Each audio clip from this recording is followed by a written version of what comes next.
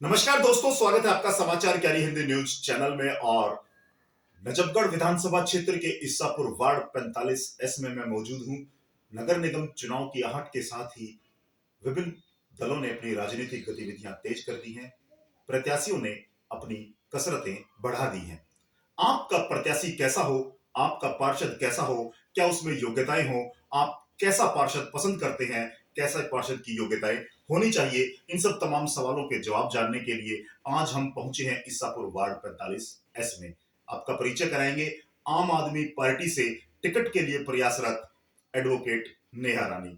स्वागत है आपका। संजय जी नमस्कार। जो आज आपने इतना कीमती समय निकाल के मुझे अवसर दिया अपनी बातों को दुनिया के आगे रखने के लिए। चलिए, पहला सवाल है मेरा आपसे सीधा।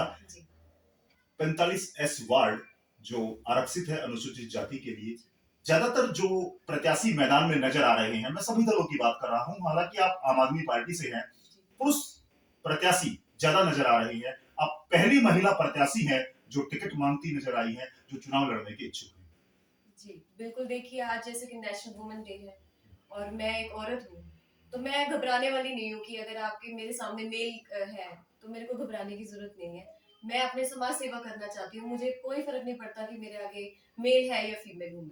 तो मैं अब समाज सेवा करूंगी आगे बढ़ के, और केजरीवाल जी के द्वारा जितनी भी नीतियां हैं उनके द्वारा लाभ उठाए गए हैं लोगों को, तो उससे आगे बढ़ना चाहूंगी और लोगों के लिए समाज सेवा करना चाहूंगी। नेहा जी, आप एडवोकेट हैं, जाहिर सी बात है कि आप वेल सेटल्ड हैं और आपका जो प्रोफेशन है वो पब्लिक डीलिंग का प्रोफेशन रहा है। तो इतना अच्छा वेल सेटल्ड चीजों को छोड़ करके राजनीति क्यों? जी राजनीति मैंने इसलिए ज्वाइन करना चाहती हूँ कि मैं जैसे कि लोगों को देखती हूँ, बाहर के समाज को देखती हूँ, तो मैंने इससे अच्छा प्लेटफॉर्म मुझे कहीं नहीं मिल सकता, ताकि मैं बुजुर्गों से लेकर छोटे बच्चों से लेकर अपने समाज की मैं सेवा कर सकती हूँ। तो मुझे वो अवसर अपने एडवोकेसी में, एडवोकेट लाइन में और आईएएस बनना चाहती थी मैं, लेकिन मुझे उसमें वो चीज नहीं दिखी, क्योंकि मैं अपना अभी करियर नहीं बनाना चाहती, मैं समाज सेवा करना चाहती हूँ। इसलिए मैं इस लाइन में, पॉलिटिक्स में आना चाहती हूँ। टिकट मांग रहे हैं, टिकट को लेकर के कितने आश्वस्त हैं? जी मैं टिकट के लिए बस यही कहूंगी कि मैं पूरी जोरदार अपनी कोशिश कर रही हूँ, मेहनत कर रही हूँ। मिलेगी तो सर मैं बहुत जरूर लोगों की समाज सेवा करूंगी, और नहीं मिलेगी तभी मैं इस पार्टी के साथ ज्वाइन रहूंगी। क्यों यही पार्टी क्यों? आपके पास बहुत ऑप्शन थे। क्योंकि आप देख सकते हैं केजरीवाल जी ने कितना काम किया है महिलाओं के लिए। बस आपने देखा कि फ्री है, इलेक्ट्रिसिटी फ्री है, वाटर फ्री है, बच्चों की पढ़ाई से लेकर गरीब से गरीब बच्चा इतने प्राइवेट स्कूल की तरह पढ़ रहा है स्कूलों में। और आप देख लीजिए अभी 700 कर्मचारी उन्होंने पक्के किए हैं। आप देख लीजिए सड़क देख लीजिए, लोग जितने गांव थे आज वो गांव नजर नहीं आ रहे। जो हम उसका इंफ्रास्ट्रक्चर देख रहे हैं गांव गांव जाके, वो गांव नजर नहीं आ रहे, वो भी सिटीज की तरह लगते हैं। और मुझे लगता है आने वाले टाइम पे अगर केजरीवाल जी रहते हैं तो बहुत ज्यादा हमारा प्रोग्रेस हो सकता है, गांव का प्रोग्रेस हो सकता आप एक महिला हैं, है। जी चैलेंजेस है, इसको आप एडवांटेज मानते हैं या डिसएडवांटेज मानते हैं? एडवांटेज मानते हो। चैलेंजेस के बिना आप आगे नहीं बढ़ सकते, जब तक आप हर्डल्स क्लियर नहीं करोगे आप आगे नहीं बढ़ सकते। एक मैं बेटी भी हूँ, माँ भी हूँ, बहू भी हूँ, और पूरा परिवार भी चला रही हूँ। लेकिन मुझे अगर चैलेंजेस नहीं मिलेंगे, बहुत ही स्मूथ लाइफ मिलेगी, तो जीने का मजा नहीं।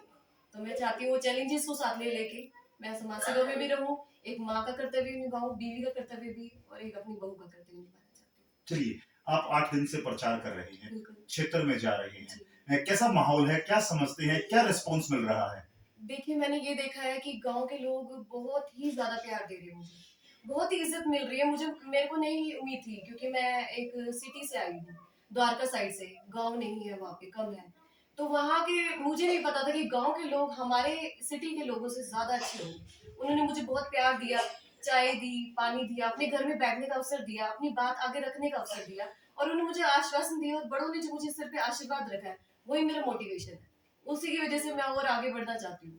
मुझे बहुत खुशी मिली। चलिए, आपको टिकट भी मिल जाती है जी। आप चुनाव भी जीत जाते हैं, जी। क्या प्राथमिकताएं रहेंगी? ईसापुर वार्ड के बारे में कितना जानते हैं आप? प्राथमिकता देखिए वो रहेगी कि जो जितने बुजुर्गों ने मुझे आशीर्वाद दिया है, मेरे सिर पे जो हाथ रखा है, पहले मैं उनके लिए काम करना चाहूंगी। जैसे कि वो कहते हैं कि बेटा हमारी पेंशन बनवा दीजिएगा, बुढ़ापे की पेंशन है, और जो भी हमारी गवर्नमेंट हमें देती है, बजट देती है, उसके थ्रू पहले सबसे पहले मैं बुजुर्गों का काम करूंगी, क्योंकि उनके विश्वास के बिना और उनके आशीर्वाद के बिना मैं कभी बन ही नहीं सकती। वो मैं आगे आपको बताऊंगी जो मेरी स्ट्रेटेजी। चलिए नेहा जी, आप यंग हैं, जी। युवा हैं, जी। एडवोकेट हैं, जी।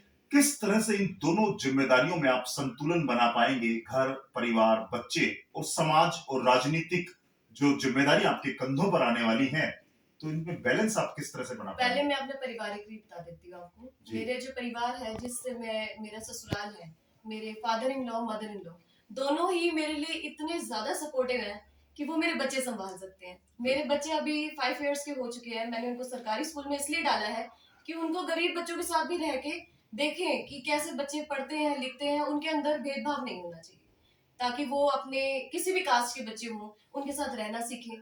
डिस्क्रिमिनेशन हटे, कास्ट डिस्क्रिमिनेशन जो है एससी कोटा को लेकर, जनरल कोटा को लेकर, दोनों इक्वल लेके चलेंगे। और मेरे बच्चे, मैंने उनको बहुत ही संस्कार दिए हैं और मेरे ससुराल वालों ने भी मेरे को बहुत सपोर्ट किया, तो वो मेरे परिवार को संभाल लेंगे, मेरे को साथ देंगे, ताकि मुझे कोई परेशानी नहीं होगी।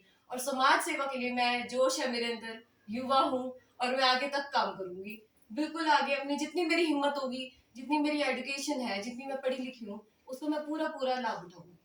चलिए, जी। तो दोस्तों हमने बात की है, आपका परिचय कराया है इस्सापुर वार्ड 45S से आम आदमी पार्टी की टिकट मांग रही एडवोकेट नेहा रानी से। एक बात, खास बात मैं आपको बताना चाहूंगा कि नेहा रानी जो इकलौती महिला उम्मीदवार है जो टिकट मांगती नजर आई है, ये उनके लिए एडवांटेज है। ऐसा उनका मानना है कि आज नेशनल वुमेन डे पर वो इसको एडवांटेज मानती हैं। चुनौतियां बड़ी हैं एक महिला के लिए, लेकिन चुनौतियों को एक्सेप्ट करना और समाज सेवा में आना, ये भी उनकी योग्यता को और उनकी काबिलियत को दर्शाता है। तो दोस्तों, सबसे बड़ी बात जो हमने आज नेहा जी से चर्चा की है, जो नेहा जी ने स्वयं ऑन कैमरा बताया है कि इनके बच्चे सरकारी स्कूल में पढ़ते हैं और इन्होंने केजरीवाल सरकार की नीतियों से प्रभावित होकर के आम आदमी पार्टी को ज्वाइन किया। जब हमने इनसे पूछा कि आपने आम आदमी पार्टी को ही क्यों चुना, दिल्ली सरकार की आम आदमी पार्टी की आपकी नीतियों से प्रभावित होकर के ये राजनीति में आई है, तो आपका क्या सोचना है?